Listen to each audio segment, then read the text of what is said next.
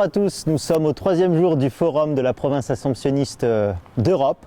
Comme d'habitude, depuis que vous nous suivez, nous irons écouter le fil rouge du frère Robert Migliorini qui a un invité spécial.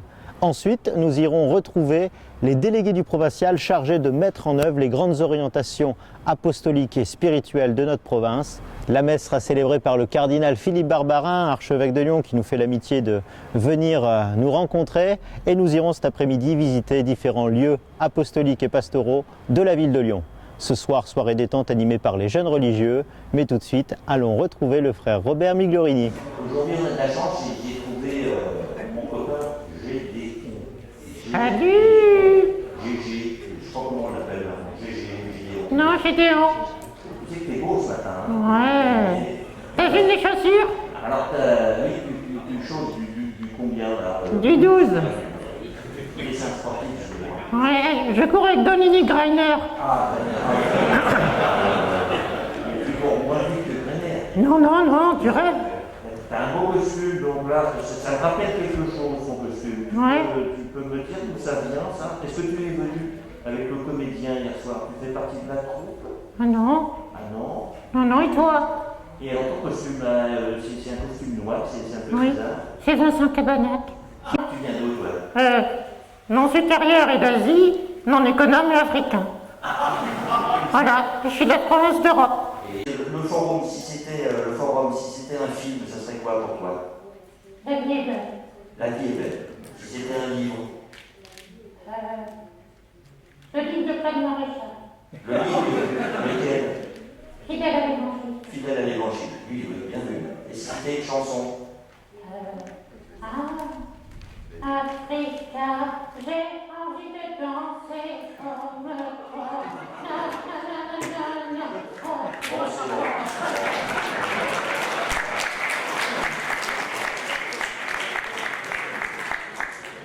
L'Europe, t'as bien compris ce que c'était l'Europe? Oui, c'est l'Afrique et l'Asie. Alors pour ce forum, j'ai attiré l'attention sur 3 choses. Première chose, je pense qu'il faut continuer à vouloir appeler les laïcs pour vivre cette bonne nouvelle de l'Alliance à l'Assomption. Autant les religieux que les laïcs sont concernés, donc j'aimerais que tous se mobilisent. Deuxième chose, on voit que notre province d'Europe, elle est vaste, elle est grande, donc il faudrait aussi permettre que la communication se fasse bien, qu'on puisse échanger les informations. Et puis après, l'animation, elle est forte, elle est déjà conséquente, mais on a encore besoin de continuer à mieux avancer. 3 choses, je voudrais dire. Premièrement, on devient homme de communion. On n'est pas homme de communion, mais on devient homme de communion. Le lieu pour la formation, pour devenir homme de communion, c'est tout d'abord la communauté. J'ai envoyé 2 lettres pour l'instant de toute la province d'Europe. La première vraiment s'appuie sur devenir homme de communion en communauté. Et en communauté, donc il faut regarder le ciel tout d'abord, imiter les prophètes, imiter Jésus-Christ, imiter les saints, parce que la communion c'est quelque chose qui est déjà fait, et pas tenir toujours les mains sous le livre de la prière, mais tenir les mains avec tes frères, avec ton frère, surtout celui qui est plus faible. La deuxième chose pour construire la communion, c'était être homme de communion là où on travaille, là où on porte le message du Christ. Si on n'a pas soif de communion, bien on tourne en ronde. On risque de devenir, nous, les acteurs de ce qu'on fait et pas être des artisans de communion par rapport au Christ. L'autre chose, et là c'est plutôt personnel, mais je l'apporte aussi dans la congrégation, c'est de construire l'Église. Personnellement, j'ai beaucoup changé l'idée d'église que j'avais avant et que j'ai maintenant. Puisque j'ai une délégation, alors elle est difficilement exprimable parce que en fait c'est un des axes apostoliques de notre chapitre avec la solidarité, avec la communion, il y a homme de foi. Et le provincial m'a demandé de regarder en quoi, à travers nos œuvres assez différentes, où il y a des expériences de foi qui s'expriment à chacune à leur manière, et ça peut être à Bayard, à Valpré, là où nous sommes, dans les centres d'accueil, ou dans l'auberge de jeunesse Advéniat, à l'université Assomption, au Forum 104 que l'Assomption est maintenant appelée à accompagner, autant de lieux où la recherche de la foi ou la proposition de la foi se pose. Donc comment, alors la mission consiste à savoir comment tous les gens en responsabilité, et c'est généralement des laïcs qui partagent une mission confiée dans un lieu, comment ces personnes, en les mettant d'une certaine manière en synergie, ensemble, on peut continuer à animer ce que nous avons. Autrement dit, alors le défi, c'est comment animer d'une certaine manière des laïcs qui ne sont pas des laïcs d'abord de l'Alliance, ils ne partagent pas d'abord la spiritualité, mais ils veulent partager le charisme de l'Assomption. Alors, nous ne savons pas forcément comment faire. Alors, mon année a consisté à d'abord se dire, mais ça va être simple, il suffit de dire à Valpré, où il y a les entretiens de Valpré, je les mets avec les responsables de la Croix. Il suffit de mettre autour tous les directeurs des centres d'accueil pour qu'ensemble, ils réfléchissent et font quelque chose. Mais ça ne se fait pas dans un claquement de doigts.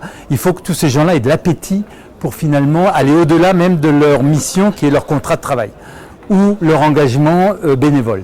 Parce que leur engagement bénévole est souvent situé dans un cadre très particulier.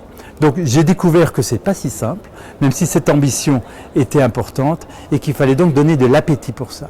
Et alors toute l'année a été une réflexion sur une méthode qui consiste à animer toutes ces personnes en responsabilité, qui sont principalement des laïcs salariés et bénévoles, pour que le charisme de l'Assomption les mobilise et que eux-mêmes, dans une surprise qui est pour l'Assomption, enrichissent le charisme de l'Assomption. En fait, il y a tout un continent à réexplorer pour l'Assomption. Voilà le défi. Eh bien, d'abord, je vais rappeler un peu quelle est la mission que Benoît me confie, ou nous confie à travers moi. C'est d'abord d'honorer un certain nombre de lieux qui existent, les lieux de la solidarité, qui sont les 3 lieux qu'on connaît, plus ou moins. Le bateau Je Sers à Conflans-Sainte-Honorine, la petite association Accompagnée à Bruxelles, et un projet que je connais encore moins, que je dois découvrir, qui est à Madrid, à Banco del Tiempo. Ça, ce sont 3 lieux qui sont invités à travailler ensemble davantage dans l'avenir.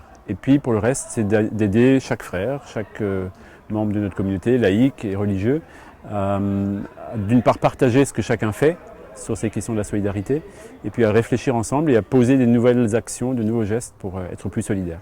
Je pense que l'encyclique du pape Laudato Si qui vient de sortir sera un très bon document pour nous accompagner là-dessus, parce que c'est à la fois une encyclique sociale qui nous rappelle que ce monde est en train de subir des mutations très profondes, et puis c'est aussi une encyclique qui nous rappelle que nos modes de vie, c'est le premier lieu où on peut commencer à agir pour changer. Je suis parti du constat que le pape François nous booste, il nous dérange, et il dit aux jeunes, vous devez faire la révolution en commençant par vous-même, non pas pour mettre tout en l'air, mais pour mettre tout en mouvement.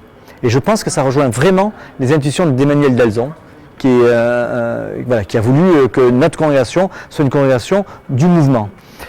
Maintenant, il faut le mettre en musique. Il y a à la fois une continuité, c'est-à-dire se rappeler les racines. Or, pour Emmanuel Delzon, l'objectif, c'est d'enfanter des âmes à Dieu, donc de former des apôtres.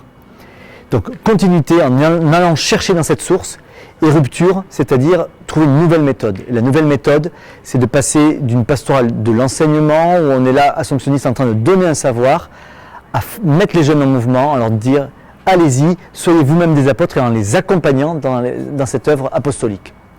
Tout fonctionne en équipe. Il y a une équipe pour la pastorale des jeunes, il y a une commission pour les vocations, il y a en plus une équipe pour organiser les JMJ. Chacune de ces équipes travaille et est en train d'élaborer un plan qui sera soumis au Conseil provincial bientôt. Le premier chapitre de la nouvelle province d'Europe avait fait apparaître effectivement de grandes attentes ou des frustrations par rapport à la communication, notamment en interne entre les 3 anciennes provinces qui forment désormais l'Europe assomptionniste, mais aussi à l'extérieur de la part de la province ou de la congrégation vers le grand public. Et donc nous avons le Conseil provincial d'Europe a demandé un audit à un spécialiste de la communication, d'où il ressort que nous manquons d'une vision globale, d'une espèce de stratégie de la communication qui est à mettre en œuvre ensuite et qui préconisait notamment l'embauche d'une personne chargée de la communication provinciale. Et donc la décision du Conseil provincial a été de constituer, non seulement d'embaucher cette personne, là ça a été fait, c'est Claire Lebel qui sera la chargée de communication de la province d'Europe, mais de constituer une équipe de communication où il y aura Claire Lebel bien sûr, mais où il y aura également Nicolas Crousier, le secrétaire général de la province, où il y aura le frère Robert Migliorini, journaliste assomptionniste bien connu, chargé notamment de la communication interne entre les communautés, les régions de notre province, et puis moi-même mandaté par le provincial pour faire tourner un peu tout ça. Alors, pour être informé, il faut informer. Pour communiquer, il ne faut pas attendre que la communication vienne, il faut aussi l'émettre. Et donc, on aura besoin de personnes références, sources, dans les communautés, dans les régions, dans les différentes œuvres de la province, pour que ça circule, quoi. Et puis, de même, on va essayer de coordonner un petit peu les différents sites, les différents blogs, les différentes pages Facebook, non pas pour contrôler, rien du tout, mais pour rendre ça plus fluide, pour permettre des passerelles entre les différents lieux de communication.